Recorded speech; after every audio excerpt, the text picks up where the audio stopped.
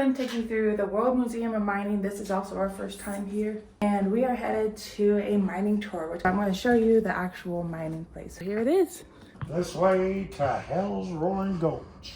Mining was such a noble profession. Needed, very needed. I gotta pee.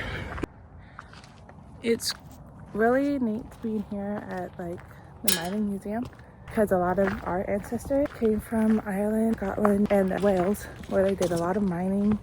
It was a tough job to do, so a lot of our ancestors had to do all this stuff. You two right here? Where are y'all from? I don't know. Oh, nice. The World Museum of Mining sits on the site of the Orphan Girl Mine, one of Butte's most historic silver mines. The park preserves buildings, equipment, and artifacts to give visitors a glimpse into life during Butte's mining boom. Our guide today is going to take us underground and tell us stories about the miners, their lives, and the tools they used to carve this city out of the earth. All right, right here, Honor Wall Memorial Garden. You probably already knew this, but mining was a really dangerous job back then. It has become a lot more safe. Today, it's actually more dangerous to be a long-haul driver than it is to be a miner. But back then, serious business. That wall there dedicated to just over 2,500 men that died here in the area on mining. Come on over here. Let's talk about this first piece of equipment real quick. Kind of my low-hanging fruit. See if I can get you guys involved. Can any experts in the group tell me what the name of that piece of equipment is? Stamp mill. Clearly an expert. You nailed that. Harder question. Anybody know what a stamp mill does? Yeah. Stamp. Yeah, that's exactly right. Big old rock crusher. You go down into a copper mine, you don't come back out with copper wire, right? You come out with these chunks of rock or ore that need to be refined or smelted to get what you want out of them. And this is especially important here in Butte. A lot of our precious minerals are wrapped up in sulfides. So they need to be milled, refined, or smelted to get that good stuff out of there. Now, if you don't know what smelting is, basically a process in which you're utilizing the differing melting points and densities of precious minerals and waste material at a very high temperature. You turn them into like a molten lava, introduce what's called a flux, and you're able to separate out the more dense precious minerals from the less dense waste material, which is called slag. Right here, a little chunk of slag. If you want to pass that around, you can. Leftovers, what you're trying to get rid of. Black brick stacked up all around the yard, also slag, also leftovers. But the good stuff, what you want right here, these guys recovered as part of a reclamation effort over at the Parrot Mine here in town, and I'm told they're just under 80% copper. Now you might be asking yourself, Ken, why are you guys leaving big chunks of copper out here? They got to be worth something. And the answer is they weigh anywhere between 500 to 550 pounds. So if you guys were able to steal one, I'll just be impressed. All right, any questions about anything we're looking at? No.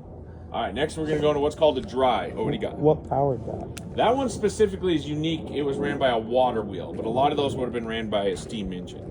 This was a really small gold setup over in Twin Bridges. So it wasn't here on the grounds. It got donated to us, and we're just displaying it. Oh, cool. Next, we're going into what's called a dry. Anybody know what a dry is? I was going to say the opposite of wet. I usually get one of those. No? All right. Ew. No.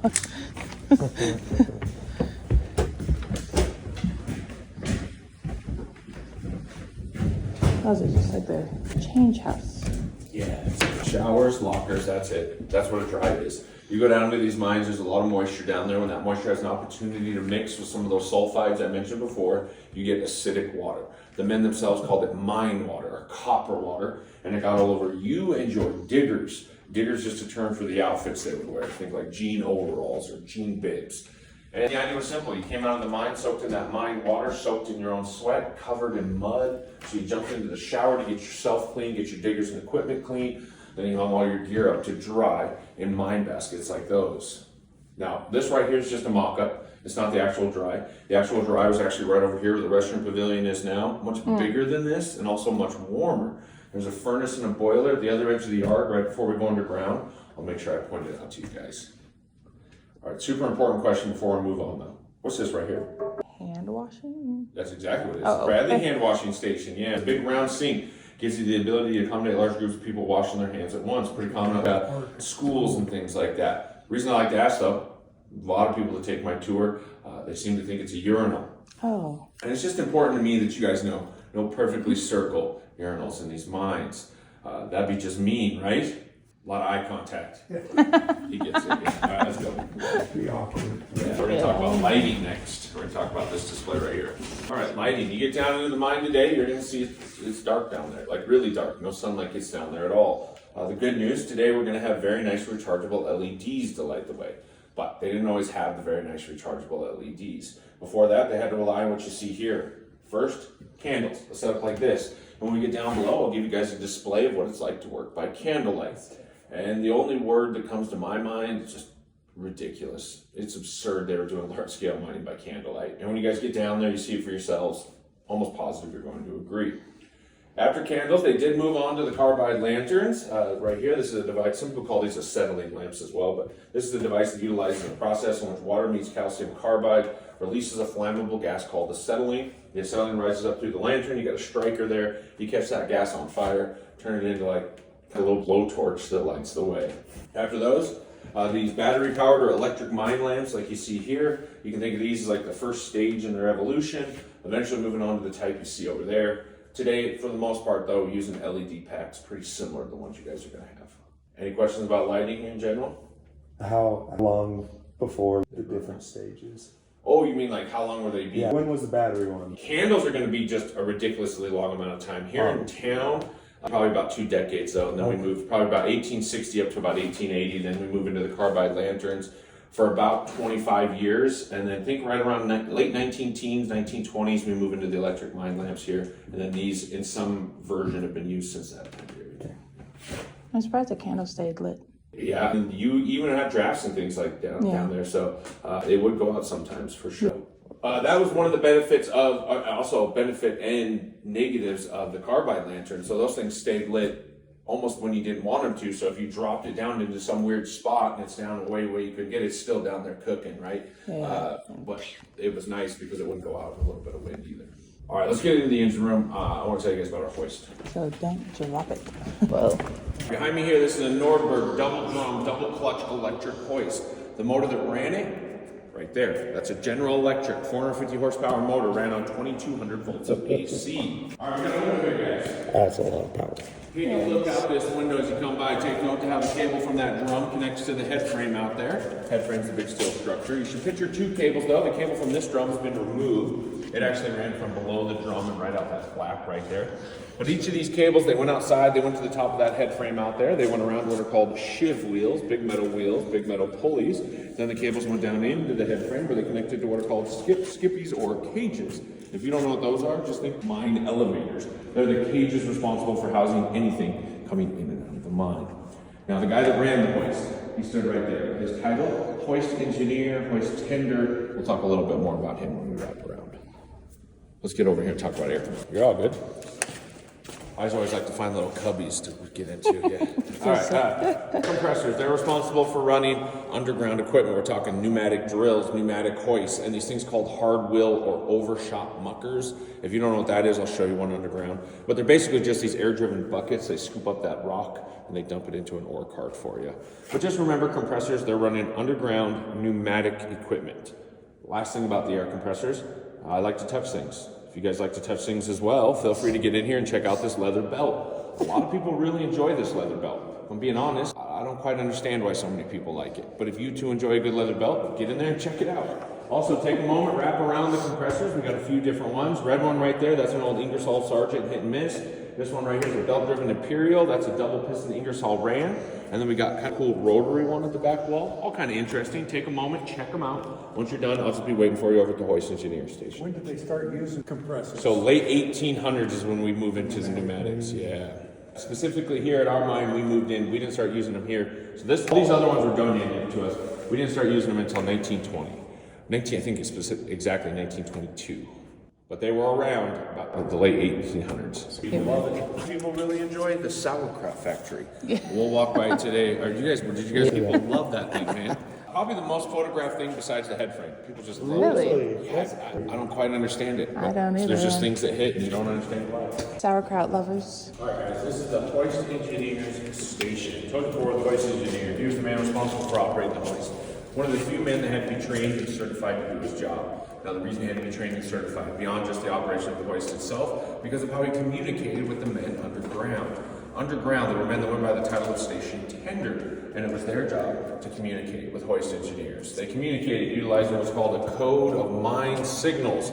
Think a miner's variation of Morse code. There's these bells or buzzers down there. They're ringing them in a specific sequence. The sequence has meaning to it. It would ring in the ear of the hoist engineer. He differentiates its meaning and then do what's needed. So remember, hoist engineer utilizing the code of mind signals to communicate with men underground, so he knew what to do with each of these cages. Also, just to let you guys know, I don't know if you got in here before already, but feel free to come back after the tour. Everything above ground is available to you after the tour. Reason I'm mentioning it right now, I'm going to talk about two things before we leave the engine room, both explosives and the evolution of drilling, but I go over them pretty quick. We just don't have enough time on the tour to go over as much as they deserve. You guys want to come back, go over a little more in depth on your own, again, feel free to do so. Do me a favor though, slide down a couple steps here, let's talk about explosives. Back in the day, using dynamite, might even use what's called a plunger blasting machine. Maybe seen this like an old cartoon, an old western. You hit that plunger, you create a small electrical charge, you blow up some dynamite. One of the things I like to tell my tour groups, my grandfather worked here in town at the Leonard and Stewart mine. His job, he was a blaster. Referred to himself as a powder monkey. One of his favorite things to do, sneak home a stick of dynamite so that my dad and uncles could play with it. But he assures me he was a responsible father. So to make it safe for the boys, before he'd give them the dynamite, he'd take that stick, he'd cut it up into quarter pieces. So I guess that's the appropriate amount of dynamite to give the little boys. Either way, they got all their fingers, they got a lot of great stories. End of the day, just really jealous. Today, ANFO, ammonium nitrate fuel oil. If you don't know what that is, just think fertilizer bomb meets diesel fuel. Let's talk about drills real quick. So drilling starts out real simply with what's called hand drilling. A lot of you have heard of that as hand stealing because we're calling those bits steels. We'll talk more about that underground, but I do want you to know about a specific type, and that's double jacking. This is a group of two guys. One guy's holding onto that bit or that steel. The other guy's got the big hammer. He's swinging the big hammer at it. You're actually rotating that bit a quarter turn between each impact. Make sure you clear out the debris and the bit doesn't get stuck. Again, we'll revisit that. And that's with the light of the candle, too. Nailed that, yep. Hand crank, steam power, both totally existed, but kind of novelty items here in town because we moved right into the pneumatic equipment. Pneumatic, again, just means ran by an air compressor. These are an absolute giant leap forward. They get the job done so much quicker. But they did come with their own issues. They soon became known as widowmakers amongst the men. And that's because as these bits are hitting off the bedrock, they're kicking up a bunch of dust. Inside that dust, what's called silica. These little fine particulates that make you think like almost glass. The men were breathing in, tearing up their lungs. Once their lungs can no longer properly do their job, they're basically drowning in their own fluids. It's a condition called silicosis, or the men themselves called it miner's consumption, or simply the con. I'm sure many of you have heard of the black lung. Very similar, except just a different particulate. Did find out though, once it started running water through the end of these drill bits, not only would it help keep the bit cool, but it would help dampen some of that dust. This right here is what's called a post-mounted drill. This type right here is one of the first designs. We'll talk more about it underground, but I also want to mention this guy right here. The single most important design of pneumatic equipment, been used for generations. It's what's called a jack leg drill, and it's named because of this jack leg right here that supports it. This basic design been used for generations, still in use today. Groundhog Mining just finished up some rehab work down at our 100-foot shaft station. They use jack legs to put in all the ground support. So there's a reason why that's a part of the museum's logo. It's just that big of a deal. So keep it in mind along the tour. Actually, I have one down at the 100-foot shaft station. I'll show you a modern one. And it's basically the same setup. A little more robust. The air leg or the jack leg's a little bit bigger. And there's a muffler that sits on top of the drill, but it's basically the same setup. I'll show it to you when we get down. All right, we're going to go outside. We're going to talk about the head frame out there. On the way by, I got a big old slab of granite here. Granite is our bedrock here in the area. We're part of what's called the boulder bathroom. So that's what we're working with. On your way by, check it out. If it makes you happy, give it a smack. Check out those holes drilled within it. That's what we're drilling, packing up explosives and plastic. Hey, that was a good one. Solid. I thought it was weird that you winked at me when you did it, but it was still a really good smack. Yeah. We don't know. Like, team is playing snow. Did it snow recently? I don't know why that stayed in that one little area. Probably about a week, a little over a week ago. Just enough shade day round though that it stayed. Right there, the head frame. Originally known as a gallows frame because they resembled the gallows in which men would be hanged from. Then because of all those languages we discussed, it evolved from gallows into gallus. People just saying it a little bit differently. Today though, the most common term, probably just gonna be a head frame, but you can call it any of the three. All three are technically correct. Something I want to make sure you understand. Today we're going to go through a big old tunnel. It's what's called a portal. Within that portal, a sloped path called a decline. The setup, not all that old, only about 20 years old. During the operational days of the girl, anything coming in and out of this mine came in and out through that head frame. If it was too big to fit in one of those cages, it meant it had to be disassembled, sent down in pieces, and then put back together underground. Let's get up under here real quick. I want to show you how the cages work, and specifically how we're getting rock out of the mine. Imagine going up those stairs. All right, cages. Again, you can think of them as mine elevators if it helps. Moving anything in and out of the mine, but I want to talk specifically about rock. You got two rails that are inlaid at the base of the cage. That gives you the ability to take one of these ore carts. You push it off of the underground rail system full of rock onto one of these cages. You'd send it out of the mine. Now, men are coming out of the mine. They're getting out right here. This is what's called the collar, or the base of the head frame. But if rock's coming out of the mine, it goes up above our heads to that garage-looking structure up there, what's called an ore house. Up there's a man waiting. He's going to grab the ore cart. He rolls it off of the cage, brings it over, dumps it into a set of ore chutes. All that rock falls down into a rail car so it can be sent off to the smelters. Major smelters here in this area, the big one, Anaconda, Montana, but another up in Great Falls. Now, after the tour, if you haven't already done so, you can actually get up there. Set of stairs, you can see them right here. They're accessible over there to the right. Of all the things you can do above ground, without question, in my opinion, that's the best thing. Should be top of the list. Definitely get up there if you have time. We had a third compartment added onto our head frame, or our shaft here, what's referred to as a chippy. It's almost exclusively for getting more men in and out of the mine. Now that right there is not the chippy, that's just a grate covering up the compartment. A chippy is a cage. It's exactly one of these. Ours, 65 feet below us at the moment. I'll let you check it out as we pass by it when we're underground. Just remember, it is a cage, just had that different name because it had that different function. And actually, since everybody's grown on this tour, do you want to know something inappropriate? Yeah, so it's the reason why they called it a chippy. It's a crude joke. So for these, like turn of the 20th century, for a lot of these miners, the term chippy was actually a derogatory term for a promiscuous woman or a female worker of the night. So the joke was that chippy would service all the men. If you're ever on Jeopardy, you'll thank me.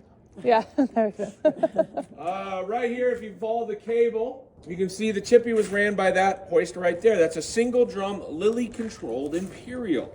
This meant we had two hoists in our mine, meaning also two hoist engineers. A guy running the double drum, responsible for these two cages and for the most part getting rock out of the mine. Another guy running the single drum, responsible for the chippy and for the most part getting men in and out of the mine. Any questions about anything you guys are looking at? How heavy are those? Those are referred to as 1-ton ore carts, so full of rock that would just a hair over a ton. So how'd they move them? Well, so they're moving around on a rail system or on turn sheets like these. Yeah. And honestly, once you get them going, they're not that bad. It's that first initial getting that momentum built up that sometimes is a little tough. Or if you don't keep your rails clean and you got something down there like rock or something that stops it, that's a problem. But once you get going, another thing they used to their benefit was slope, a slight decline towards the shaft station. So once you're full of rock, you're moving it. And they were moved around not just by men, men originally for sure, but then they used mules. And then after mules, they use what are called electric trams, which are, this right here is kind of like an electric tram. It's a massive one, but it is electric tram. Big battery bank right there. That's a huge one, though. Yeah. All right, I do want to point this guy out as we go by. Just kind of unique. It's a 28 LaSalle. That's an armored car. The Anaconda Company used to run payroll through town with it. I should tell you what the Anaconda Company is. It was the large mining company here in the area. Such a monopoly at one point, the locals referred to it simply as the company. Sump pump. Down there, guys, underground exhibit. We're not going in there on the tour, but you guys feel free to check it out in your own time. There are a lot of great black and white photos in there of what this place looked like when it was operational. Also, the site of a pretty cool event that happened early last week. I'm bringing my tour through here. And right here, like right in this little, I don't know what that's called, an awning little area, there's a badger fighting a skunk. Wow. Yeah. Now, here's something that I learned that day, too. If you would ask me prior to witnessing this event, how much money would I put on the badger winning the fight? I'd have put everything I own on that badger. Yeah. I would have been wrong. Wow. As soon as that badger got sprayed, the skunk puffed up his tail, sprayed him, badger ran away. He didn't want no part to it. It was still kind of exciting. So skunk wins. Yeah. And the museum lost because for about 4 days in a row, this area was just... Badger and the museum. If you have a TikTok account, you can get onto TikTok. They did a little TikTok about it. Okay. How do we find that? Badger versus skunk? All right, guys, we're going down around the corner here. We're going down to the cabinet down here. We are going to grab some hard hats and some glasses. Will there be an opportunity to go to the bathroom before we go down? No. If you need to go to the bathroom, go to that big pavilion right there and then catch back up with us right here. That's a great question. We just went.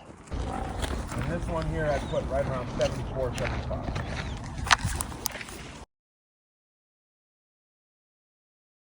Oh. It's a big one.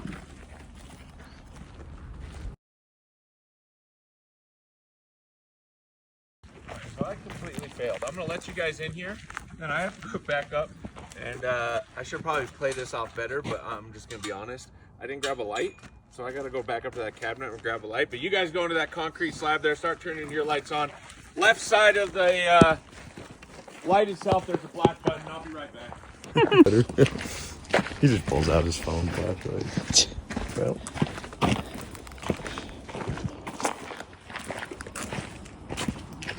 Wow. I wonder what that key was for. I bet it's for that. It's got around his neck. Careful on this first part here, guys. This loose rock here, it is a bit nasty. Be careful. Take small steps. Take your time. Go on in. You guys are good to go. I don't want to go first. Yeah, don't feel rushed on this first part at all. It is probably the most dangerous part of the tour. Yeah, and you're like, let's take giant steps. Wow. How does he have such a brighter light? Push the button and then it Oh. Will you stop going so fast? fast. Your boots is like the twice the size of my foot. Alright, that's perfect. You are perfectly weighted where you're supposed to. Alright, we're gonna go. He's like in the perfect spot. So if you guys kind of go shoulder to shoulder with my guy right here, we're gonna talk about these maps here. Ew. Naturally, just went to the exact spot I wanted you to. Okay. So, a little bit of terminology for you guys. Vertical workings, those are called shafts. Shafts run directly below head frames, at least here in the area. One thing you should know about shafts too, here at the Orphan Girl, there is only one shaft. We will look at the shaft from 3 different depths, 2 different orientations, but it's always the same shaft. Horizontal workings, those are what are called drifts. What we're going to be in today, for the most part, roughly considered a drift. And if you go out in any and all direction chasing veins, those are what are called stopes. I'll make sure I show you a stope down at that 100-foot level. Now this right here is a map of our shaft. Now I should say, this map has seen better days. So you're gonna have to use a little bit of your imagination at times. But our shaft goes down 2,731 feet. And if you look at the map, you can see that the shaft is represented almost entirely in blue. That's because right now it's almost filled completely with water. Back when they were mining, they had large pumps turned on. They pump all that water out so they could get in there and do their mining. But when mining ceased, they turned the pumps off, and that water then returned to its natural levels. Here in the area, it's about 115, 120 feet below the surface. This kind of yellowish color right here, that's the part of the shaft that's not underwater. And almost at the bottom of it right there, that's the 100-foot level where we're going to today. And that's why we only go to the 100-foot level. So anyone only goes to the 100-foot level, all that water. And this is the case with all the underground mines here in Butte. Speaking of all the underground mines, if you look at this map, it looks like the scribblings of a kindergartner with a new box of crayons. But it's actually all of the underground workings here in town. Any guesses on how many miles of underground workings we have? 300. Bigger than that even. 500. Even so, I'm going to... 1,000. It's even more than that. 10,000. Oh. Just over 10,000 miles, which is just an incredible amount when you consider the size of Butte. That is nuts. Here's us, in case you forgot. We are at the Orphan Girl, connected underground to the Orphan Boy, and a lot of people ask me, well, how'd you get those names? And it's most easily explained by just looking at this map. Here's all the mines in town. Then, all by ourselves, orphans at the outer camp, mining silver, all alone, us, the Orphan Boy and Orphan Girl. Let's take a couple steps, talk about ground support here.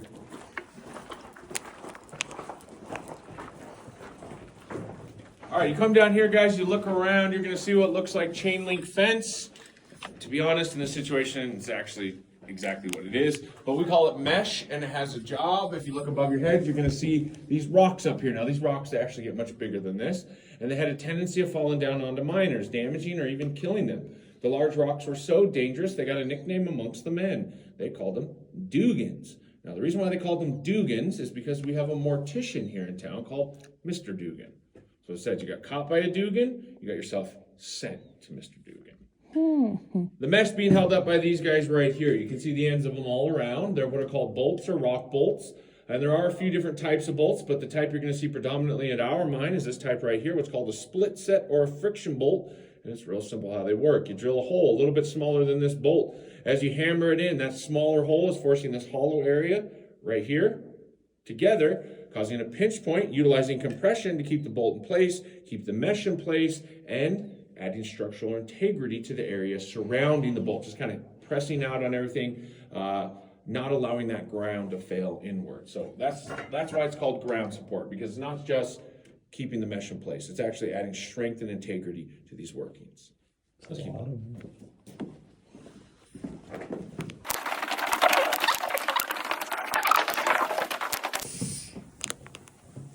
All right, I want to show you guys what it sounds like when this post-mounted drill runs.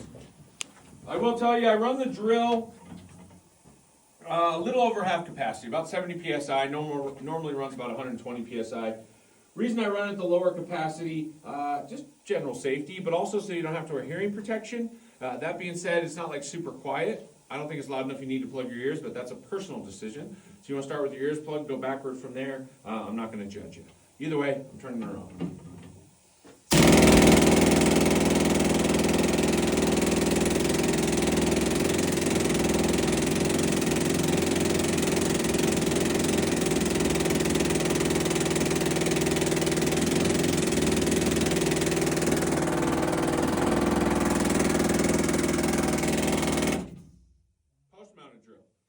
Now you might have picked this up along the way, but not a lot of creative writers back then. So almost all the names of the equipment, they told you exactly what they did or what they were. This right here is a post-mounted drill because it's a drill that's mounted by a Post.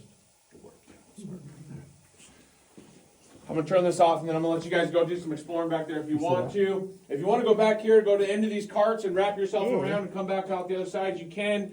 But do not go beyond where the mesh ends. That's going to be a general rule for the entire tour. Anywhere where there isn't mesh is an area where you shouldn't be. So stay within the mesh. If you guys want to start leading the way back there, you can. On the way back, be careful. There's a little bit of pneumatic line there, hose right there. I don't want you guys to trip on it. Just be careful. First cart right there, that is a potable water cart. You can open it if you want, but remember your fingers are your own responsibility. Think of that as like a water fountain. Next, ore cart. We talked about ore carts. Did he just put his finger in? That is wild. And then third one, powder cart, dynamite cart. Fourth one, timber cart. That's got foldable arms on it. And then the last one is another ore cart.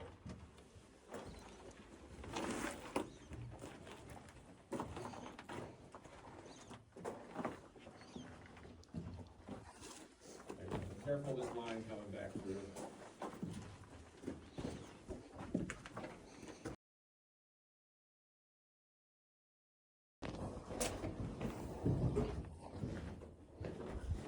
So all these are the same length as that one? Yep. Jeez Louise. Yep, and actually we have some resin bolts down at the shaft station that go 8 and 12 feet with them. Yeah. They're slightly different. So how long, on average, do you know how long it took to drill through that? I know hammer drills nowadays, like sometimes it takes a second. Okay, so I can put in one of these split sets down at the 100-foot shaft station. I could do one of them in about 15 minutes. Yeah. It's not as bad as I thought.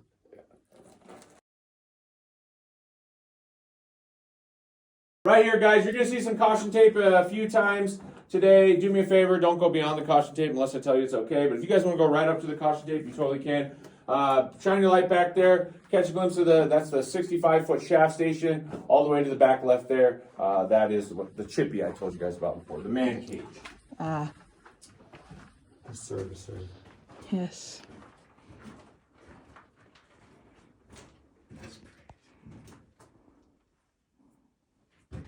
My grandfather used to say to be an underground miner in Butte, you had to be a perfect combination of incredibly tough, desperate, and a little bit stupid. Until just then, but that's crazy. Yeah, that's a lot of holes drilled, a lot of those put in.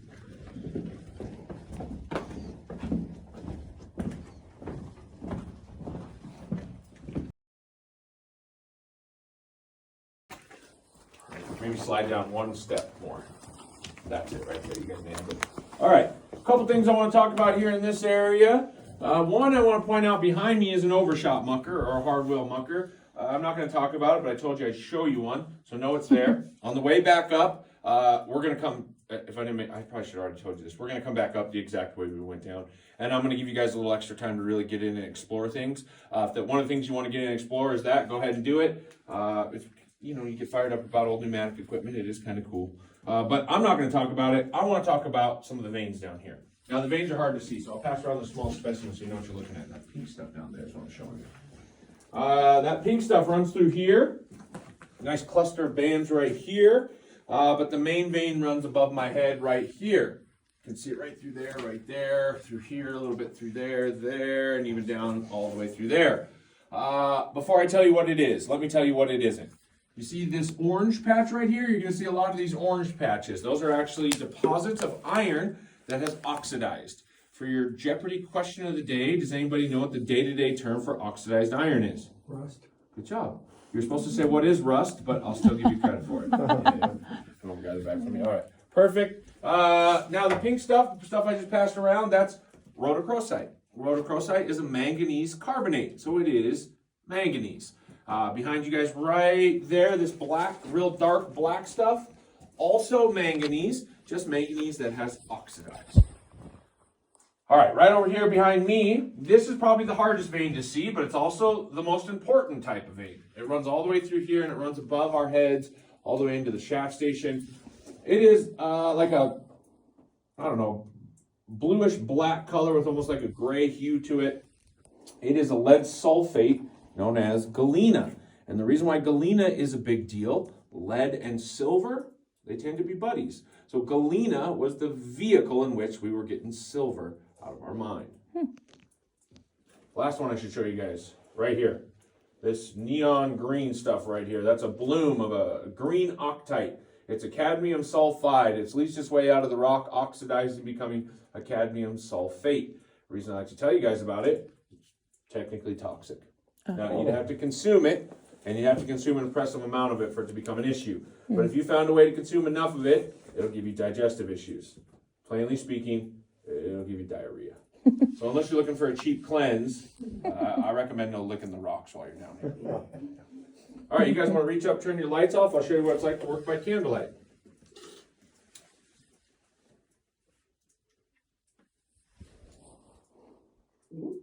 Well, there you go. All right. Oh now, my God. Right? Do you remember what that very wise and handsome tour guide told you above ground? Ridiculous. Yes. Here's a steel or a bit. Now a man with a very large hammer is expected to hit the end of this bit while I'm holding on to it. And it gets even worse. The end of the bit, it's hard to see, right? Yes. So they came up with a system. These men, they're actually holding their bare thumbs over the edge of the bit because they claimed that your thumbnail provided a little reflection, a little added gleam coming off of this candle. It gave that man with a very large hammer something to aim for, a target. The idea being, hopefully, you move that thumb out of the way before the hammer hit. They have a system for this as well. These guys, they're working in rhythm. Some of these guys are even singing songs to keep that rhythm. They move that thumb out of the way, you know, almost like a dance or something. And it did work surprisingly well. All right. Before you turn your lights on, you guys want to see how dark it gets real quick? Yes. Yeah, all right. Push your hand in front of your face. Can't even see your own hand, right? Right. This is what's called absolute or total darkness. And they train you. You get caught in this situation. Probably best just to get down on your butt and wait for the next group of guys. But if you have to move, there's an emergency or something. They want you on your hands and knees crawling using that rail system as a guide. Wow. All right, you guys can go ahead too. Just like to show you how dark it gets. That's crazy. All right, let's take a couple steps down here and talk about our stope. All right, this right here is a stope. Now, stopes, I mentioned before, they do come in all different shapes, sizes, and designs. This specific design right here, what's called a rise and a stope. And this setup was utilized heavily here in Butte. One big reason, gravity. So behind these guys right here, what the men refer to as a tugger. And yes, innuendo intended. That is a pneumatic or a piston hoist.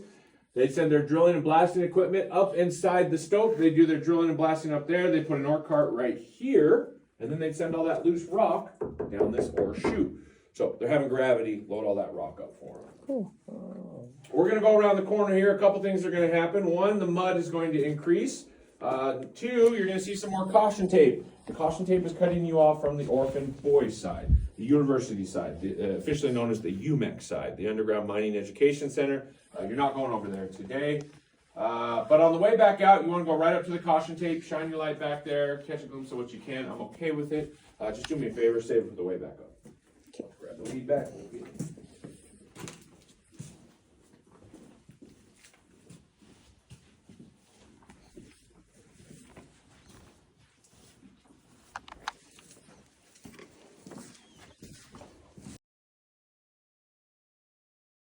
All right, anyway, shine your light down here to the back end of the storage area. Back there, there's a 10,000 gallon wooden water tank. Water in the tank was designated for fire suppression, but the tank itself is pretty cool.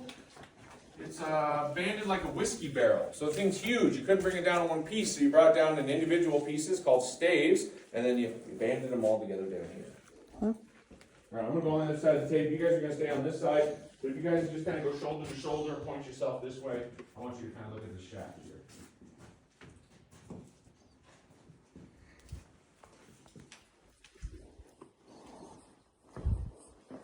All right, this is our shaft. And remember, at the Orphan Girl, there is only one shaft. So this is the same shaft we were looking at when we were at the collar or the base of the head frame up there. We're now, of course, 100 feet deeper. This is why this is called the 100-foot shaft station.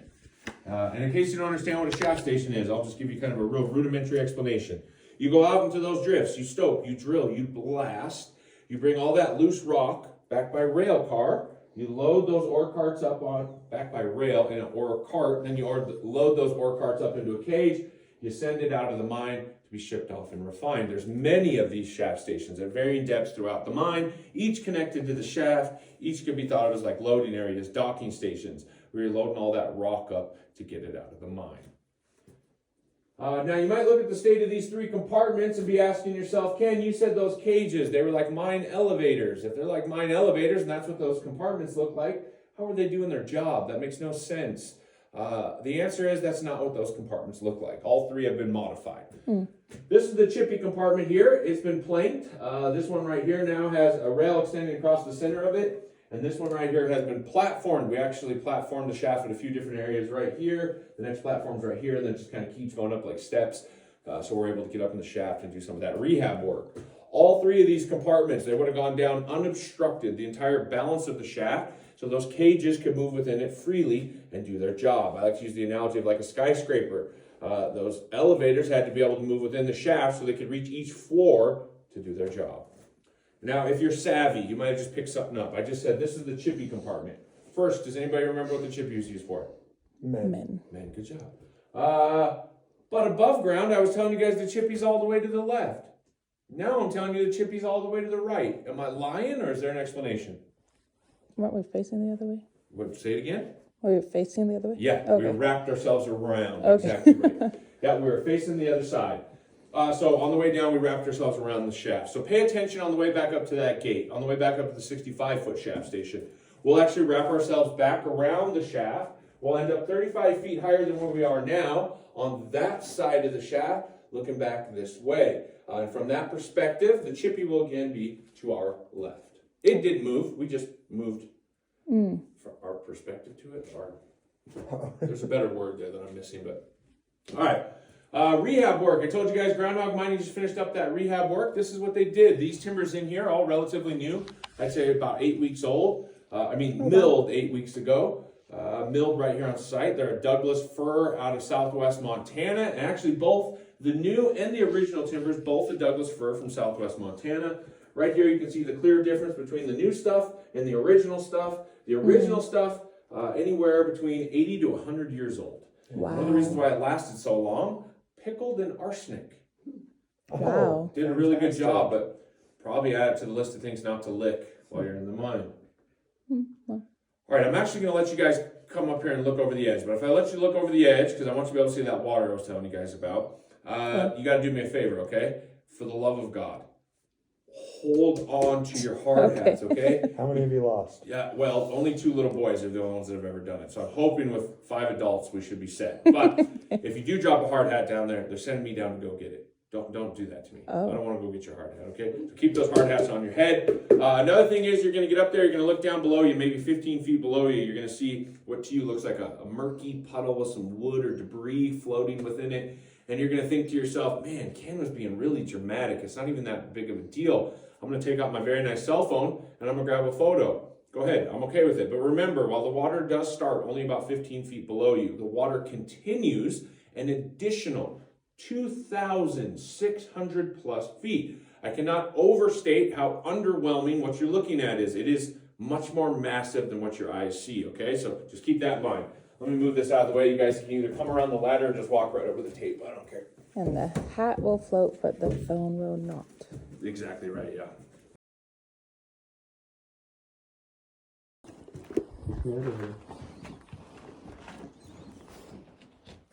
Nasty.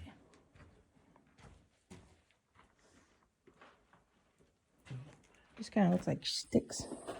Like I said, just like a murky puddle down there. Yeah. Right? It's so deceiving, it's crazy. But there's a great number that goes around Butte that at any given time, at the pinnacle of mining Butte, 10,000 men working underground. Oh my gosh. Oh yeah, remember, small silver mine in a much larger copper community. Yeah. Oh, yeah. Yes. All right, let me tell you guys one last thing, then you guys are going to lead the way out of here. Food in the area. You guys know what pasties are?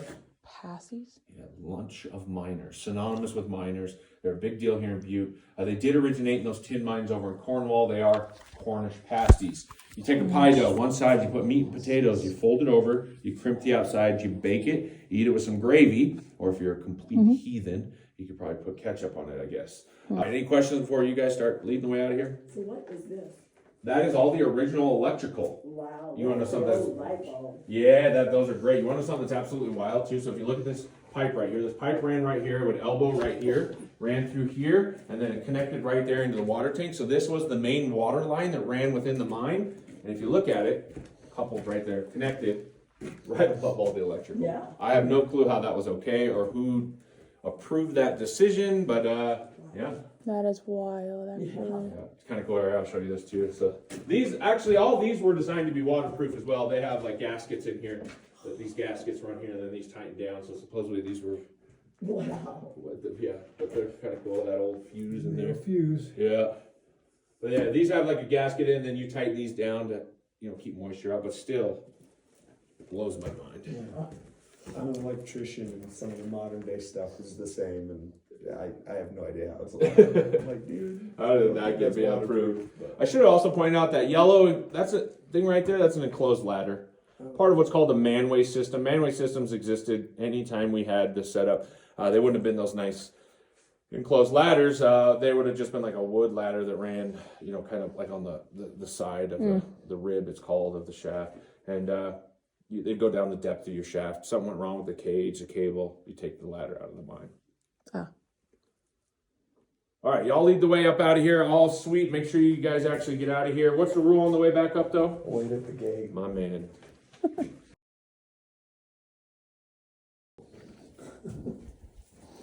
I'm disturbed. So why don't they mine down here anymore? Is it like out of silver or is it just because it's old? Why they don't right now is going to be because of that water. Oh. Why they stopped is because of the Anaconda company that owned us. See, we did get to a point, there's a term called, a saying called hitting rock bottom. And it's actually a mining term. It's where you basically mine beyond the load or your vein. And we got to a point where we were getting down to pulling out ore that wasn't as profitable as it was at one point. At the exact same time, the Anaconda company that owned us was kind of shifting all of its operations down to South America for open pit copper mining down there. They're pulling a lot of resources away from mines here in town. Some of the guys that worked here decided they were going to strike. The Anaconda company said, hey, you're not kicking out as much money as you think you are. You don't have the leverage that you think you do. If you keep striking, we're going to shut you down. And they did? Yeah, they weren't bluffing. Yeah, so they shut it down, never opened it up again. So it just kind of went into that situation where it was technically could have kept operational, but within the circumstances surrounding it, it just didn't make sense for the company to keep it going. So they shut it down. How common were mining accidents? Like non-fatal ones, pretty darn common. How about fatal? Well, here at our mine, from 22 to 56, 8 men died. And then if you put like, again, that 2,500 plus. Yeah. I don't know what that works out to, but 2,500. it's all just Butte area, all those mines, which is roughly about 75 mines. Were there any major collapses? Or? No collapses, but one major fire, the Granite Mountain fire, speculator fire, was a combination of both the Granite Mountain and the speculator mine. They had a huge fire up there. June 8th, 1917, 168 men died. Holy. I believe it's the largest hard rock disaster in North America. That's crazy. That's We were reading some plaques saying that like someone got killed because of an explosion. Was it that or something else? No, there was another explosion in like I think maybe the late 1800s where a dynamite factory exploded. Okay, and that so was it's another different. one. that sounds terrible. Yeah, they were like storing like undisclosed amount of dynamite improperly, and then it led to a blast. Okay. Did they still have to do like the canaries and stuff? Canaries existed, but not in Butte. Those were for methane detection. Yeah. And we didn't have methane and nitro concentrations here in Butte that we utilized them. Oh, okay. Yeah, coal mines is pretty common though. Oh, that's probably what it is.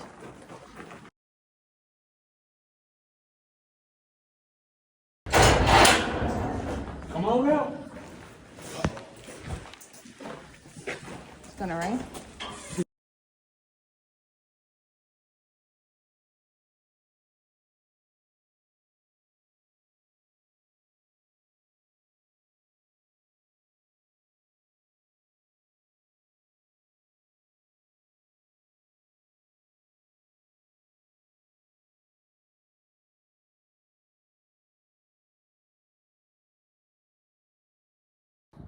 We're at the top of the headframe Headframe. / gallows / gallows, I think. Yep.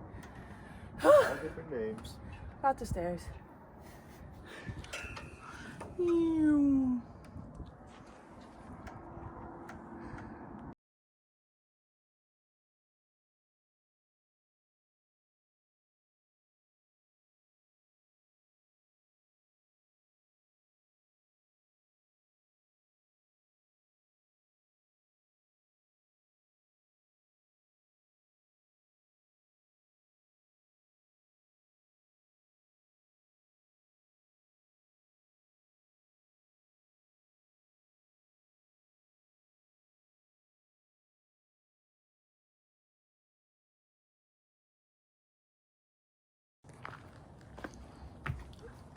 It does smell like a skunk. Butte YMCA Sunday School Basketball League trophy. Sick. Football champions in 1933. Check out the minerals and stuff too. Whoa. It's a fire truck. A fire car. No, this is a truck. Yeah, it says fire truck. That's crazy. I thought it was one of the old fire carts, but no, it's an actual. This has to be one of the earliest freaking ones. The truck was built by the Butte Manufacturing Company in 1911 for the city of Butte, but unfortunately it could not navigate the hills. Yeah.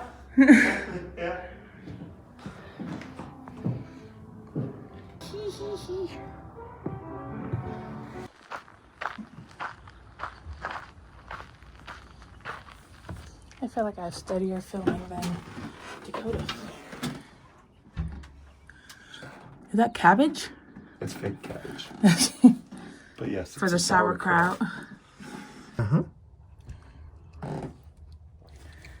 So this is just a sauerkraut factory. Sauerkraut factory.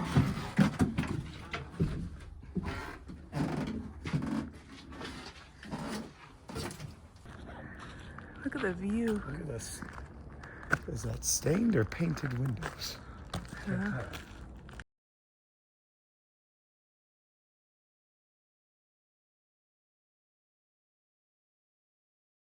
Agates. Rose quartz. The Mineral Museum. Oh. I was like, instant.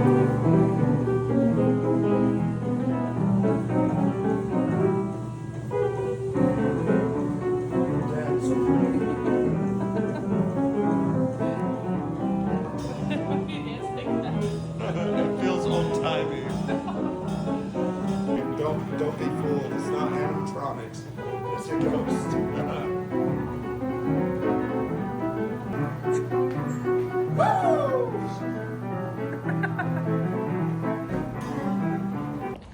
If you're in Butte, Montana, I highly suggest going to World Museum of Mining